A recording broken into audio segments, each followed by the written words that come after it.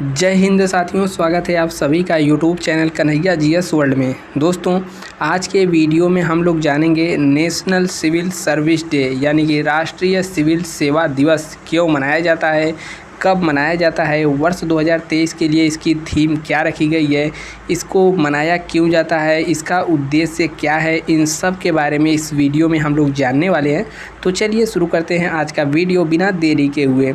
और दोस्त, यदि आप चैनल पे पहली बार आए हैं तो आप सब्सक्राइब वाला ऑप्शन आपको दिख रहा होगा, उसको दबा देना है। बाकी नोटिफिकेशन के लिए घंटे के निशान को भी दबा देना है। वीडियो को लाइक करते हुए आगे की ओर बढ़ना है, ठीक है। तो चलिए देखते हैं आज के वीडियो में। तो सबसे पहले सिविल सेवा दिवस प्रत्येक वर्ष मनाया जाता है 21 अप्रैल को। 21 अप्रैल को ही क्यों चुना गया, अभी हम आगे बात करेंगे। लेकिन बार बार आएगा सिविल सेवा दिवस यानी कि सिविल सेवा क्या है, आखिर सिविल सेवक कौन होते हैं। तो देखिए, सिविल सेवकों से तात्पर्य है अधिकारियों का वह समूह जो सरकारी कार्यक्रमों एवं योजनाओं का क्रियान्वयन करते हैं। इनका चयन योग्यता के आधार पर होता है। वे सरकारी नीतियों के माध्यम से लोगों की सेवा करते हैं। भारत में सिविल सेवा अधिकारी के तौर पर महत्वपूर्ण पद जैसे IAS हो गया, IPS हो गया, IFS हो गया, राज्य में देखिएगा तो PCS ऑफिसर्स हो गए, ठीक है। तो यह सब क्या है, ये लोग सिविल सेवक हैं और जो भी सरकारी योजना आती है उन सभी का क्रियान्वयन करने का इनका काम होता है। इन्हीं को कहते हैं सिविल सेवक।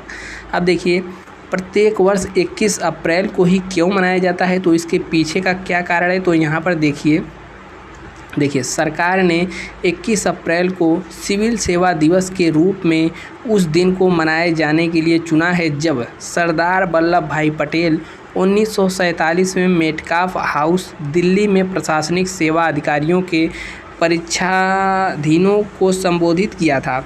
भारत के पहले गृह मंत्री सरदार वल्लभ भाई पटेल ने सिविल सेवकों को भारत का राष्ट्रीय फ्रेम कहा था, स्टील फ्रेम, ठीक है। तो क्वेश्चन भी यहाँ पूछ देता है, भारत का स्टील फ्रेम किसने कहा था सिविल सेवकों को। तो यहाँ पर क्या हो जाएगा, भारत के पहले गृह मंत्री सरदार वल्लभ भाई पटेल जी कब कहे थे, कब इन्होंने भाषण दिया था, कब इन्होंने कहा था। तो 21 अप्रैल को, इसीलिए 21 अप्रैल को यह दिन चुना गया। अब देखिए, भारत में बात करें सिविल सेवा के जनक कौन हैं, तो चार्ल्स कॉर्नवालिस को भारतीय सिविल सेवा का यानी भारत में सिविल सेवा का जनक माना जाता है। कैसे, ब्रिटिश राज के दौरान वारेन हास्टिंग ने सिविल सेवा की नींव रखी थी और चार्ल्स कॉर्नवालिस ने इसका सुधार, आधुनिकीकरण और इसे युक्ति संगत बनाया था। इसलिए चार्ल्स कॉर्नवालिस को भारत के सिविल सेवा के जनक के रूप में भी जाना जाता है। और यह क्वेश्चन हर एक परीक्षाओं में पूछा जाता है, बहुत ही कॉमन क्वेश्चन है, लगभग पूछा ही जाता है हर जगह। अब देखेंगे यहाँ नेशनल सिविल सर्विस डे की थीम, हर वर्ष कुछ न कुछ थीम रखी जाती है। तो इस वर्ष की थीम यहाँ पर हम देखेंगे तो वर्ष 2023 के लिए थीम यहाँ पर क्या हो जाएगी, विकसित भारत। तो इसको भी याद रखिएगा, परीक्षाओं में इसको पूछ देता है। बाकी नेक्स्ट बात करें, इसको मनाए जाने का उद्देश्य क्या है, तो हमने पहले भी बताया, सिविल सेवा दिवस का उद्देश्य अखिल भारतीय सेवाओं यानी कि ऑल इंडिया सर्विसेज और राज्य सिविल सेवा के सदस्यों द्वारा अपने आप को सार्वजनिक सेवा के लिए एक बार पुनः समर्पित व वचनबद्ध करना है। इस दिन प्रशासनिक अधिकारियों को बदलते समय की चुनौतियों के साथ स्वयं का आत्मनिरीक्षण करने और भविष्य की चुनौतियों के बारे में सोचने का अवसर प्रदान करता है। यहाँ पर हम लोग देखेंगे तो भारत सरकार द्वारा प्रत्येक वर्ष 21 अप्रैल को सिविल सेवा दिवस के रूप में मनाया जाता है और 21 अप्रैल को अखिल भारतीय सेवा यानी कि ऑल इंडिया सर्विसेज के अधिकारियों को उनकी उत्कृष्ट नागरिकता सेवाओं के लिए यहाँ पर सम्मानित भी किया जाता है। 21 अप्रैल को सिविल सेवा दिवस मनाने के रूप में इसलिए चुना गया क्योंकि इस दिन हमने पहले बताया था कि मेटकाफ हाउस में पहले गृह मंत्री ने यहाँ पर सरदार वल्लभ भाई पटेल ने भाषण दिया था। अब सरदार वल्लभ भाई पटेल के बारे में भी हम लोग थोड़ा बहुत जान लेते हैं। देखिए, सरदार पटेल द्वारा सिविल सेवकों को स्टील फ्रेम ऑफ इंडिया कहा गया था और इसका जो प्रथम समारोह की बात करें तो वर्ष 2006 में विज्ञान भवन कहाँ पर है, नई दिल्ली में है, यहाँ पर आयोजन किया गया था। तो आयोजन कब किया गया था, 2006 में। इस दिन लोक प्रशासन की उत्कृष्टता के लिए प्रधानमंत्री पुरस्कार, प्राथमिकता कार्यक्रम और नवाचार श्रेणियों के कार्यान्वयन के लिए जिला कार्यान्वयन इकाइयों को प्रदान किए जाते हैं। ठीक है, यहाँ पर देखेंगे हम सरदार वल्लभ भाई पटेल जी के बारे में, तो इनका जन्म 31 अक्टूबर 1875 को नाडियाद गुजरात में हुआ था। आप लोग यहाँ पर कमेंट करके बताएंगे कि 31 अक्टूबर को किस दिवस के रूप में मनाया जाता है, आपको कमेंट करना है। वह स्वतंत्र भारत के पहले गृह मंत्री और पहले उप प्रधानमंत्री भी चुने गए थे। उन्होंने भारतीय जनसंघ बनाने के लिए कई भारतीय रियासतों को एकीकरण करने में महत्वपूर्ण भूमिका निभाई थी। स्वतंत्रता के समय उन्होंने कई रियासतों को भारतीय संघ के साथ गठबंधन करने के लिए राजी करने में भी महत्वपूर्ण भूमिका निभाई थी।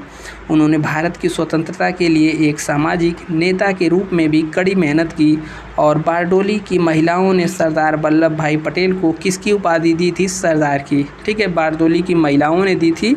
हालांकि इसका अनाउंस गांधी जी ने किए थे, लेकिन यहाँ पर किसके द्वारा दिया गया था? यहाँ की महिलाओं द्वारा, जिसका अर्थ है एक प्रमुख नेता। सरदार मतलब एक प्रमुख नेता। भारत को एकीकृत यानी एक भारत और स्वतंत्र राष्ट्र बनाने के लिए उन्होंने महान योगदान के लिए उन्हें भारत के वास्तविक एकीकरणकर्ता के रूप में पहचाना जाता है। और उन्होंने श्रेष्ठ भारत यानी कि सबसे महत्वपूर्ण भारत बनाने के लिए भारत के लोगों को एकजुट होकर रहने का अनुरोध किया और उन्होंने आधुनिक अखिल भारतीय सेवा प्रणाली की स्थापना के रूप में भारत के सिविल सेवकों को संरक्षक संत के रूप में भी याद किया जाता है। गुजरात के नर्मदा जिले के केवड़िया में आपको पता होगा स्टैचू ऑफ यूनिटी का निर्माण उनके सम्मान में ही किया गया है या फिर किया जा चुका है। कितने मीटर इसकी लंबाई है? 282 मीटर के यहाँ पर तो इसको याद रखिएगा। कहाँ पर? स्टैचू ऑफ यूनिटी, इन्हीं की प्रतिमा यहाँ पर लगाई गई है नर्मदा में, यानी गुजरात के नर्मदा ज़िले के केवड़िया नामक स्थान पे। ठीक है, तो यह थी कुछ जानकारी छोटी सी जो हमने आपको देने का प्रयास किया। यदि दोस्त वीडियो अच्छा लगा हो तो आपको नीचे कमेंट करके बताना है। और एक हमने सवाल पूछा था कि 31 अक्टूबर को किस दिवस के रूप में मनाया जाता है, उसको भी बताना है। और फिर इसी के साथ मिलते हैं किसी नेक्स्ट वीडियो में। तब तक के लिए जय हिंद। और दोस्त यदि चैनल पे पहली बार हैं तो सब्सक्राइब वाला बटन आपको दबा देना है और नोटिफिकेशन के लिए घंटे को भी दबा देना है और वीडियो को लाइक करके ही जाना है। मिलते हैं फिर किसी नेक्स्ट वीडियो में, तब तक के लिए जय हिंद।